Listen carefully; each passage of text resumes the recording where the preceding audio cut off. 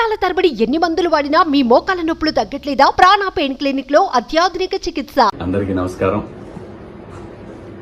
సమాజమే దేవాలయం, ప్రజలే దేవుళ్ళని అన్న నందమూరి తారక రామారావు గారంటే ఆ నినాదాన్ని సమాజమే దేవాలయం, ప్రేక్షకులే సినిమా వాళ్ళకి దేవుళ్ళు.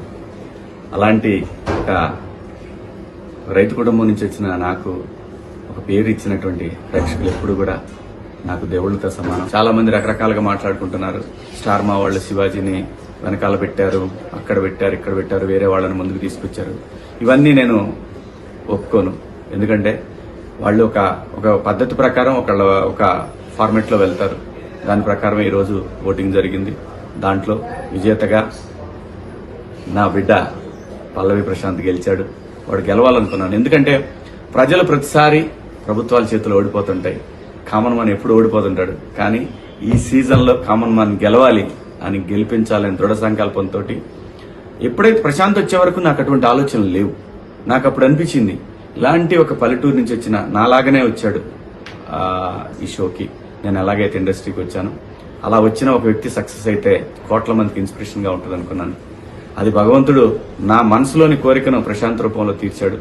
ప్రశాంతే కాదు, యావర్ లాంటి ఎటువంటి బ్యాక్గ్రౌండ్ లేని మనుషులు ఇక్కడ నాతో పాటు కంటెస్టెంట్లుగా రావటం, వాళ్ళకి నాకు మా హృదయాలు కలవటం, ఇదంతా కూడా దైవేచ్ఛ. అంతేగాని ఒక గ్రూప్ లాగా ఆడాలనే ఆలోచన గాని, లేదంటే మన ఆటలో ఇంకొకళ్ళ ఇన్వాల్వ్మెంట్ ఉండాలనేది పరమ బూతు. అది మూల సూత్రానికి, బిగ్ బాస్ షో మూల సూత్రానికి అది విరుద్ధం. దాన్ని బలంగా నమ్మి అంతఃకరణ శుద్ధితో నేను పనిచేశాను ఈ బిగ్ బాస్ షోలో. నేనేంటో, నా క్యారెక్టర్ ఏంటనేది ప్రజలు చూడాలనుకున్నాను. అది చూశారు. కోట్ల మంది అభిమానులుగా వాళ్ళ గుండెల్లో నన్ను పెట్టుకున్నందుకు ప్రతి ఒక్కళ్ళకి కూడా పేరు పేరున హృదయపూర్వక నమస్కారాలు తెలియజేసుకుంటూ, నా జీవితంలో నేను నమ్మేది ఒకటే, మనం మనలాగా ఉంటే ప్రేక్షకులు ఎప్పుడు ఆదరిస్తారు. మనం నటిస్తే ఆ రోజు వాళ్ళ హృదయాల్లో నుంచి పక్క దోసేస్తారనేది నేను ఎప్పుడు నమ్మే సిద్ధాంతం. అలాగే నా కోసం అహర్నిశలు పనిచేసినటువంటి అభిమానులందరికీ కూడా మీకు చేతులెత్తి నమస్కరిస్తూ మీకు పాదాభివందనాలు తెలియజేసుకుంటున్నాను. బిగ్ బాస్ సీజన్ 7 జర్నీ నా లైఫ్లో ఒక మధురానుభూతి. ఈ పాఠశాలలోకి లైఫ్లో ఒక్కసారి అడ్మిషన్ దొరికింది ఏ మనిషికైనా. సో అలాంటి అవకాశం నాకు ఇచ్చిన స్టార్ మాకి, ఎండమోల్కి నేను సదా రుణపడి ఉంటాను. ఇక్కడ బిగ్ బాస్ ఆట అనగానే ప్రతి వాళ్ళు కూడా అక్కడికి వెళ్ళి గొడవలు చేయాలి, స్ట్రాటజీలు ప్లే చేయాలి, దాని తర్వాత అవసరమైతే కొట్టుకునే స్థాయి దాకా వెళ్ళాలి అనేటటువంటి ఒక దురభిప్రాయంలో ఉన్న వాళ్ళందరికీ కూడా కాదు. ఇది నిజంగా ఒక పాఠశాల. దీంట్లో డిసిప్లిన్ చాలా అవసరం. ఇది మనకి లైఫ్ పాఠాలు నేర్పుతుంది అనేది చెప్పాలనుకున్నాను. ఈ షో ద్వారా అందరికీ చెప్పాను. ఆ అవకాశం నాకు స్టార్ మా ఇచ్చింది.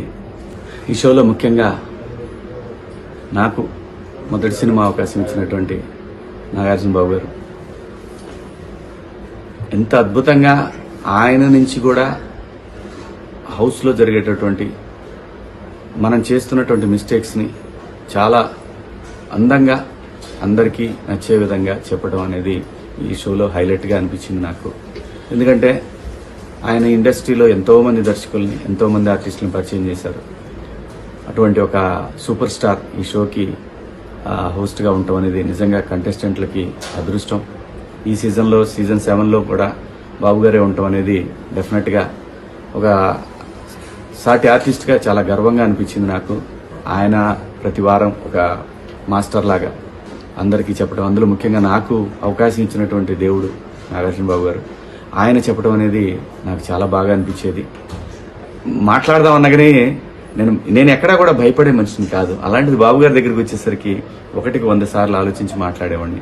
ఏదైనా తక్కువ మాట్లాడాలి, ఎక్కువ మాట్లాడకూడదు అనేది చాలా బలంగా ఎప్పుడు నేను ధైర్యంగా మాట్లాడతా. బాబు గారితో కూడా ధైర్యంగానే మాట్లాడాను, కానీ చాలా తగ్గి మాట్లాడేవాడిని. ఎందుకంటే నేను ఆ గౌరవం ఇవ్వకపోతే నేను మనిషిలాగా కాదు. సో అటువంటి పరిస్థితుల్లో ఆ షోలో నాగార్జున బాబు గారు నాకు ఎన్నో విలువైనటువంటి సూచనలు చేశారు. వారికి కూడా ఈ షో సక్సెస్లో వారిది ప్రధాన పాత్ర. ఆ షోలో నేనంటాం నా అదృష్టంగా భావిస్తూ, బాబు గారు మీకు సదా రుణపడి ఉంటాను. నాకు సపోర్ట్ చేసినటువంటి నా అభిమానులందరికీ కూడా, మీ అందరికీ కూడా పాదాభివందనాలు. త్వరలోనే మిమ్మల్ని కలుస్తాను. ఇప్పుడే ఇంటికి వచ్చాను, కలుస్తాను. Thank you so much.